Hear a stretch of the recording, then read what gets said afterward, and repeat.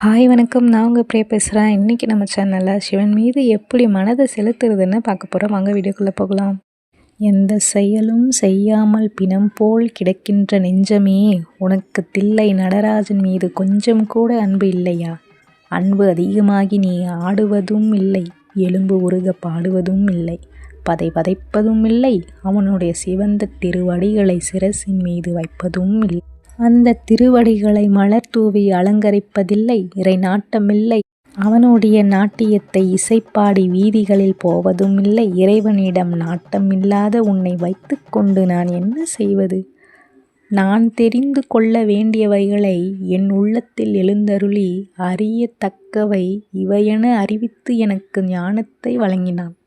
மேலான நெறிகளை எல்லாம் எனக்கு தெளிவாக்கினான் என் தந்தை அவன். மனமே, நீ தடுமாறாதே. என்னை கெடுவதற்கான உத்திகளை என்னை கெடுத்து கீழ்மையில் ஆழ்த்துகின்றாய்.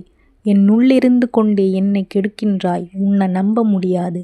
திருநீறு அணிந்த சிவனாரை கண்டும் உனக்கு உள்ளம் கசியவில்லை, உடற்பற்று நீங்கவில்லை.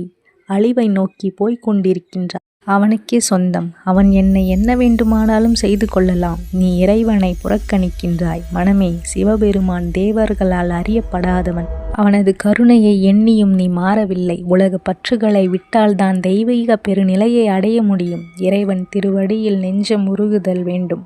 அப்படி செய்தால் பேரானந்தம் வெள்ளமாய் பெருகும். அத்தகைய அருட்பேறு எனக்கு இல்லாதது என் வினையின் விளைவு. என் வினையால் விலகி நிற்கிறேன். அது குறித்து தலையை மோதிக்கொள்ளவில்லை. அதை பிளக்க முயலும் எண்ணமும் இல்லை. நான் இரும்பு, என் மனம் கல்.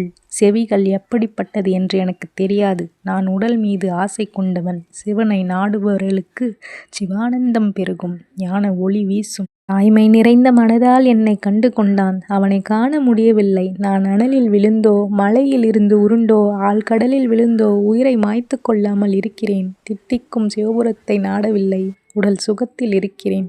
ஆசையில் அகப்பட்டுள்ளேன்.